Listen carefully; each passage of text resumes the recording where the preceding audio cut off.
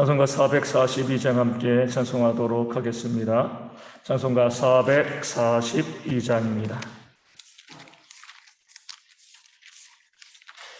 찬송가 442장 함께 찬송합니다.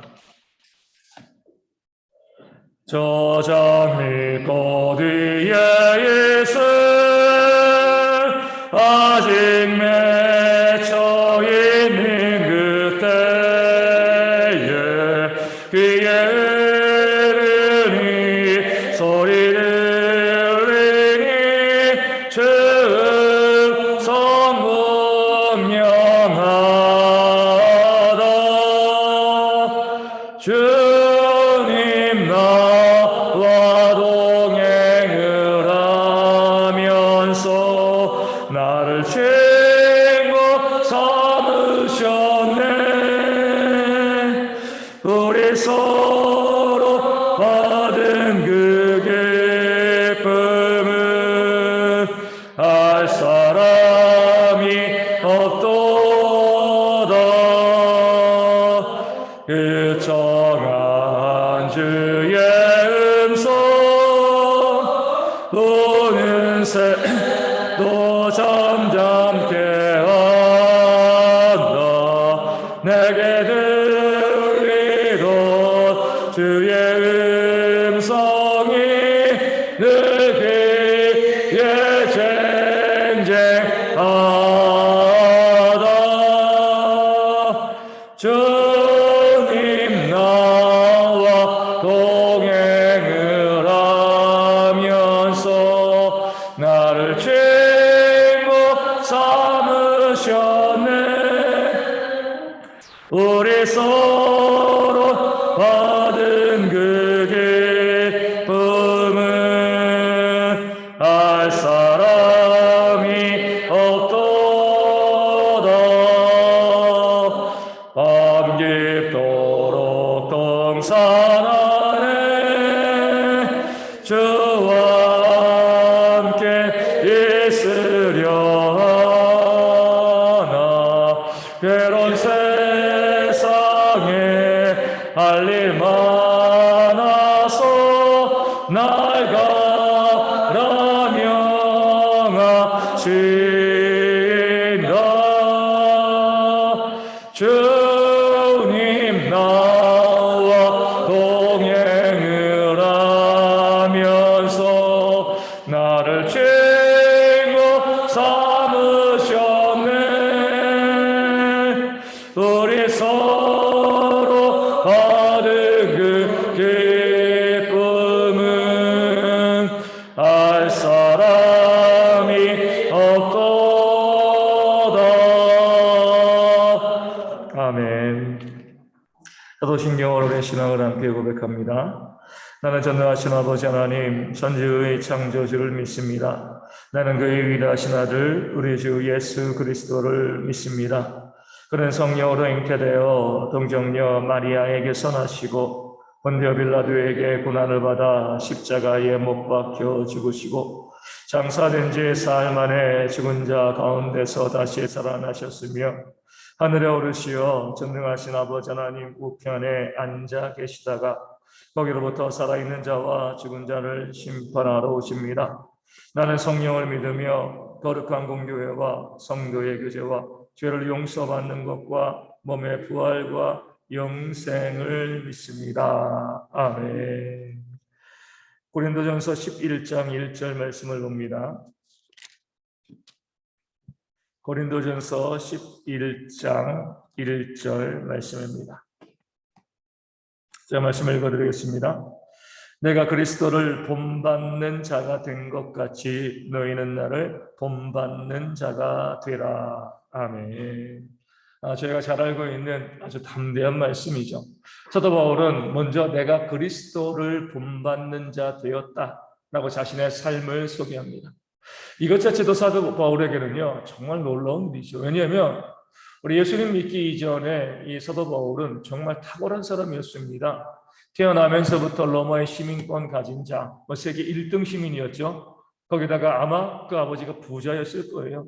또 잘 되었습니다. 교육 잘 받아서 그 예루살렘에서 가장 유명한 학자 밑에서 배우고 또 익혔습니다. 그렇기 때문에 그 당시 어떻게 보면 유대인들 사회에서는요, 차세대를 이끌어갈 지도자로서 사람들이 사도 바울을 주목했을 겁니다. 그런 주목에 걸맞게 교회를 전멸하는 데 어때요? 정말 열심을 냈던, 앞장서서 기독교를 박해했던 그런 인물이 사도 바울이죠. 이렇게 뛰어난 사람들은요, 남을 본받지 않습니다. 자기 멋대로 살아가는 거죠. 내 기준대로 남이 뭐라고 하건 내가 하고 싶은 대로 내 방식대로 내 멋대로 살아가는 것이 잘난 사람들의 특징이 되어집니다. 그런 사도 바울이 다메섹으로 가는 도중에 예수님을 만나고 난 다음에 뭐라고 이야기한다고요? 내가 그리스도를 본받는 자가 되었다라고 이야기합니다. 내가 그리스도를 본받는 자가 되었다는 것은요, 다른 말로는 더 이상 나를 주장하지 않는다는 겁니다. 나를 내세우지 않는다는 것, 나를 철저히 죽인다는 겁니다. 이것이 바로 구원받은 자들의 특징이 되어지는 거죠. 예수님을 만나고 난 다음부터는요, 철저히 예수님을 복사하는 그런 카피하는 삶을 사는 거죠. 예수님이라면 어떻게 말씀하셨을까? 예수님이라면 어떻게 행동하셨을까? 자기 생각과 자기 주장이 아니라 늘 주님을 묵상하고 예수님을 바라보면서 예수님의 모습 그대로 말하고 행동하기 위해서 애쓰고 노력한, 그러니까 예수님을 본받는, 자신을 철저히 죽이고요, 자신을 통해서 누구를요? 예수님을 나타나게 하는 그런 삶을 살아왔음을 고백하고 있는 겁니다. 그렇기 때문에 그 사도 바울의 별명이 뭐죠? 작은 예수님. 이게 가장 정확한 별명입니다. 뭐 이방인의 사도도 있지만 그 별명은요, 어떻게 보면 사도 바울을 조금 드러낼 수 있는 별명이고요. 작은 예수라는 별명은 사도 바울이 예수님을 만나고 난 다음에 자신의 삶을 계속 살아가는 것이 아니라 이제는 예수님을 닮아가는, 예수님을 뒤따라가는, 주님과 동행하는 그런 삶을 살아갔다, 이 사실을 보여주고 알려주고 있는 겁니다. 그렇게 바울이 내가 그리스도를 본받는 자 된 것 같이, 그리고 고린도 교회 교인들에게, 우리에게 뭐라고 권면하죠? 너희는 나를 본받는 자가 되라, 이렇게 권면합니다. 이 말씀을 또 이제 오해하시는 분들이 있어요. 이 사도 바울이 처음에는 주님을 좀 닮아가는 듯한 그런 모습 보였지만 이 말씀 보면 이제 다시 그 자신이 살아났어. 아니 어떻게 자신이 아무리 그리스도를 본받는 자가 된다 할지라도 어떻게 나를 본받으라, 이렇게 이야기할 수 있냐, 교만한 거 아니냐, 이렇게 이제 이야기하는 분들도 있습니다. 그렇지 않습니다. 먼저 이야기한 것처럼 사도 바울은요, 예수님을 본받는 자가 되었습니다. 그런데 예수님을 본받는 자가 되는 게 쉬운 일인가요? 정말 어려운 일이죠. 우리는 죄악된 인간이기 때문에 예수님을 본받고 싶어하는 그런 마음이 있어도 예수님을 본받는 자가 되는 것, 정말 많은 시행착오가 필요한 일입니다. 끊임없이 사단이 우리 가운데 덫을 놓고요, 유혹하기 때문에 예수님을 닮아가려고 노력을 해도요, 또 실패하고 넘어지는 일들이 많이 있습니다. 그러면서 사도 바울은 그런 모든 시행착오를 거쳐서 이제 어느 정도 예수님을 본받는 자가 되었습니다. 그렇기 때문에 우리 고린도 교회 성도들에게 다이렉트로 너희가 나는 바라보지 말고 예수님만 바라봐, 이렇게 이야기하지 않은 겁니다. 결국 자신이 예수님을 닮아갔기 때문에, 본받았기 때문에 사도 바울을 본받는 것도요, 결국은 예수님을 본받는 겁니다. 그럼에도 자신을 먼저 본받으라고 이야기한 것은요, 그 고린도 교회 교인들이 자신이 겪은 예수님을 닮아가고 본받는 삶 가운데 있었던 시행착오를 너희는 겪지 않았으면 좋겠다. 우리가 예수님을 본받아야 되는 것이 가장 중요한 목표인데 내가 예수님을 본받는 삶을 살아가 보니까 너무 어렵다, 이런 실수도 하고 이런저런 시행착오도 있었으니까 이제 그런 나의 모습을 보면서 내가 그렇게 잘못된 길 걸어가지 않도록 내가 인도해 줄 거니까 나를 본받으면서 너희도 결국 예수님을 본받는 그런 삶을 살아가라, 이렇게 권면하고 있는 거죠. 나를 본받으라, 이것의 궁극적인 의미는요, 예수님을 본받으라는 거예요. 다만 내가 그 길을 걸어왔기 때문에 너에게 먼저 그 삶을 보여줄 수 있고 그 주님을 닮아가는 길에 어떻게 보면 이 지름길이죠. 좋은 방법을 너희에게 알려줄 수 있다, 이렇게 이제 이야기하고 있는 겁니다. 오늘 말씀에 나와 있는 것처럼 우리 믿는 자들은요, 결국은 어때요? 예수님을 닮아가는 그런 삶을 살아가야 됩니다. 예수님을 닮아가는 삶이란 다른 게 아니죠. 사람들이 나를 통해서 예수님을 바라볼 수 있도록, 야, 내가 교회 나오기 전에 내 이웃, 저 목사님, 장로님, 권사님, 집사님, 저 성도님 내가 봤는데, 야, 정말 어떻게 사람이 저렇게 살 수 있을까? 저렇게 선하고 저렇게 올바르게 살 수 있을까?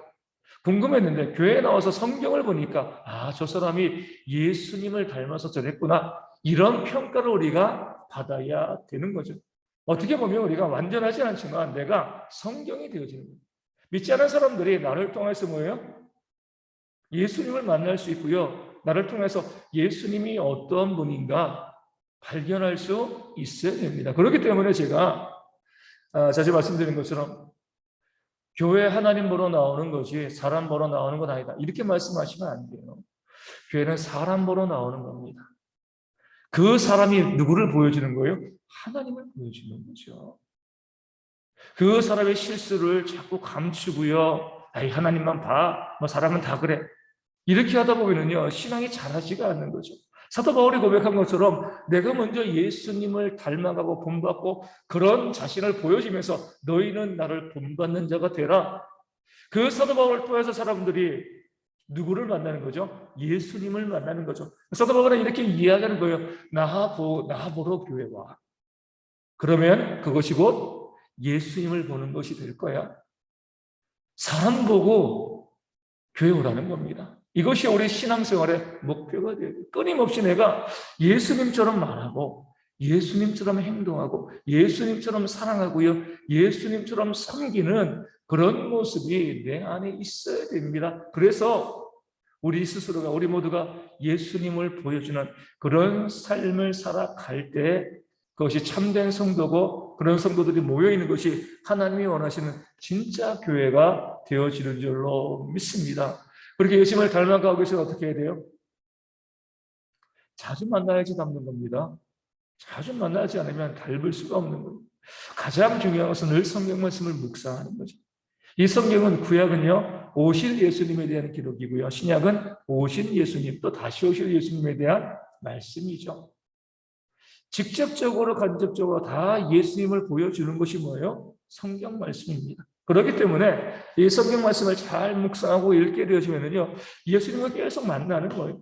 예수님이 이렇게 말씀하셨구나. 이럴 때 이렇게 행동하셨구나. 이것이 자꾸 우리 가운데 들어오게 되어지면 우리도 살아가면서 비슷한 상황 가운데 주님처럼 말하고요, 주님처럼 행동하는 그런 모습이 나오게 되었습니다.